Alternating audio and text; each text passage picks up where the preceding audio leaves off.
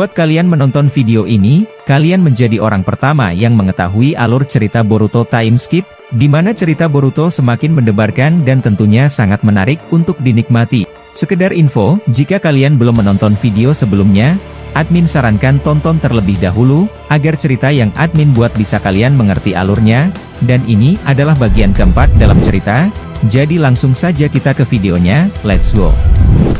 Di video sebelumnya, terlihat Kakashi menyarankan Shikamaru untuk lebih berhati-hati dalam mengambil keputusannya, yaitu dalam menanggapi atau memerintah Kawaki segera pergi ke pertempuran Boruto dan Code.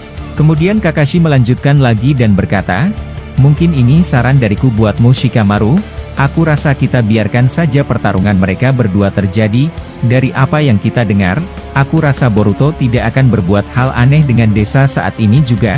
Dan mungkin saja kita bisa memanfaatkan situasi saat ini, biarkan Boruto menghancurkan Code. Mungkin saja, jika Code kalah dalam pertempurannya, monster Kyuubi atau Sumeaka miliknya akan hilang dengan matinya penggunanya." Mendengar hal itu Shikamaru menjawab, "Aku rasa tidak akan mudah bagi Boruto untuk membunuh Code, jika saja Boruto memang menang melawannya, pasti efek dari jutsu apa yang mereka keluarkan, akan terimbas oleh warga desa, dan mungkin saja efek pertempuran mereka akan sangat besar dan bisa merepotkan bagi kita semua."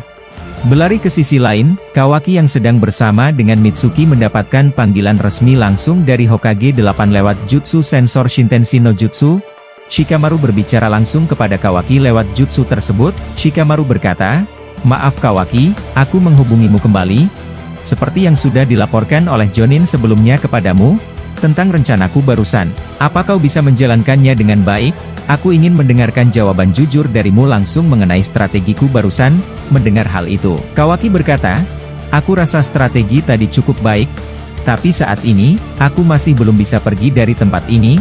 Sumeaka Code semakin banyak mengepungku, aku rasa Sumeaka ini tahu kalau aku adalah Otsutsuki.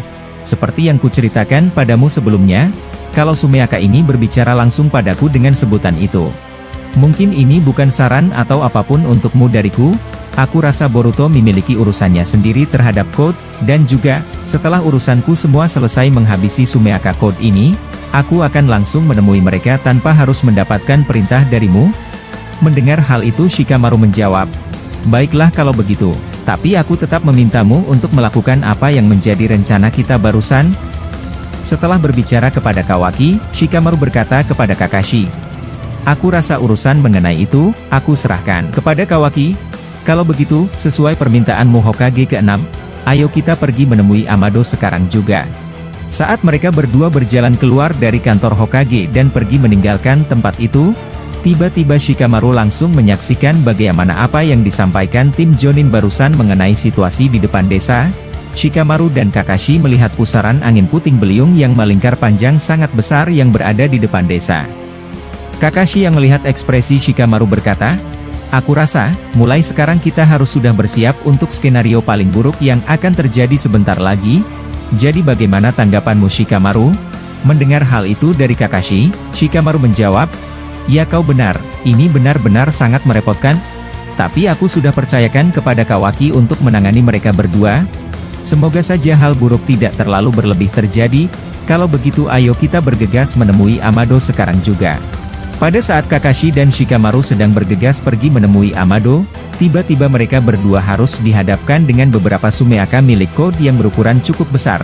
Melihat hal itu, Kakashi berkata kepada Shikamaru, "Oh jadi ini yang mereka bicarakan, dari apa yang kulihat, pecahan Kyuubi ini benar-benar berbeda pada saat Perang Dunia Shinobi sebelumnya. Aku rasa mereka sedikit lebih kuat dari pecahan Kyuubi sebelumnya."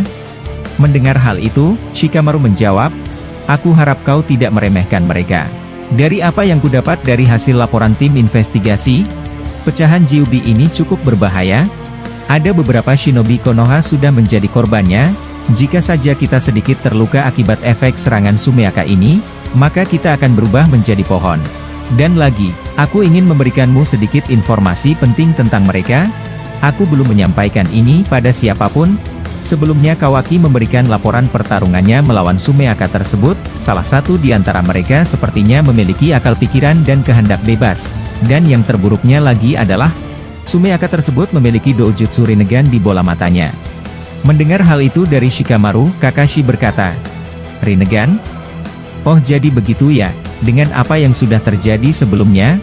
Aku tidak terlalu kaget mendengar hal itu, yang pasti, dari informasi yang kau berikan padaku barusan, aku rasa ini akan sedikit memakan waktu lama, jadi kalau begitu ayo kita bereskan monster ini satu-satu. Setelah Kakashi berkata seperti itu, dia berlari menuju para Sumeaka tersebut. Kakashi ingin melakukan penyerangan kepada monster itu. Saat Shikamaru melihat Kakashi sudah bergerak, dia dengan cepat mengaktifkan Jutsu Kage Shibari milik klan Nara. Shikamaru berhasil menahan semua pergerakan Sumeaka Code. Kakashi yang melihat itu, langsung dengan cepat mengaktifkan Jutsu Shiden di tangan kanannya, untuk menebas Sumeaka tersebut. Kakashi yang terus menyerang kumpulan Sumeaka tersebut, dibuat kaget karena Sumeaka tersebut semakin bertambah jumlahnya. Kakashi yang melihat fenomena itu dibuat mundur terlebih dahulu, dan menghampiri Shikamaru. Kakashi berkata kepada Shikamaru, aku rasa kita perlu memanggil bantuan untuk menyelesaikan ini. Kalau begini terus, kita akan kehabisan waktu untuk menemui kakek tua Amado itu, jadi apa tanggapanmu Shikamaru? Mendengar hal itu Shikamaru menjawab, ya aku rasa ucapanmu benar, tapi sangat disayangkan, tim sensor tidak ada di dekat kita, jadi mau tidak mau kita harus menghadapi semua sampah ini, dan setelah itu kita bisa kabur dari kepungan mereka. Kemudian Kakashi berkata, oh, jadi begitu, aku rasa kita tidak punya pilihan selain bertempur habis-habisan. Di sisi lain, di pertempuran Boruto dan Code, Boruto sudah menyiapkan Jutsu Rasengan Usuhiko-nya dalam wujud sempurna. Wujud Rasengan itu berbeda pada Rasengan umumnya. Rasengan tersebut melapisi tubuh Boruto dengan percikan angin yang menjulang tinggi, layaknya angin topan berukuran panjang. Melihat kekuatan Boruto itu, Code sudah mulai panik. Dia melemparkan beberapa tanda cakarnya di sekeliling area pertempuran, untuk mengantisipasi serangan Boruto nantinya. Saat itu Code mengumpulkan Sumeakanya dalam ukuran besar dan jumlah yang cukup banyak. Dia membuat Sumeaka tersebut seperti tameng untuk menangkis efek serangan Rasengan Usuhiko Boruto. Tapi ada sesuatu yang mengagetkan, Code kehilangan pandangannya dari Boruto, akibat efek Jutsu Rasengan Usuhiko tersebut. Angin yang sangat kencang membuat Code sulit melihat posisi Boruto yang sebenarnya. Kembali ke Shikamaru dan Kakashi, mereka yang sudah banyak menjatuhkan para Sumeaka milik Code, masih kesulitan akibat Sumeaka tersebut tidak kunjung habis, tapi tiba-tiba, Konohamaru datang menghampiri mereka. Konohamaru berkata, apa kalian baik-baik saja Rogue Daime dan Hanchi Daime Hokage? Mendengar hal itu, Kakashi berkata, kedatanganmu sangat membantu kami Konohamaru, seperti yang kau lihat, ini tidak ada habisnya sama sekali. Mendengar hal itu Konohamaru berkata, kalau begitu, serahkan saja padaku semua yang ada di sini, kalian pergilah. Setelah Konohamaru berkata seperti itu, dia menggunakan Kuchiyose no Jutsu. Konohamaru memanggil katak dari Gunung Myoboku untuk melawan para Sumeaka dalam ukuran besar tersebut. Melihat Konohamaru yang sudah bertindak, Kakashi dan Shikamaru langsung pergi meninggalkan dirinya, dan segera bergegas menuju Amado. Mereka ingin menanyakan, apa yang diketahui Amado tentang semua kejadian aneh ini. Di sisi lain, Konohamaru sedang bersusah payah untuk menghadapi keroyokan dari para Sumeaka tersebut. Dia terpaksa harus menggunakan Rasengan dalam ukuran cukup besar, atau biasa disebut Cho-Odama Rasengan. Konohamaru melancarkan serangan Rasengan tersebut ke beberapa Sumeaka milik Code hingga terpental.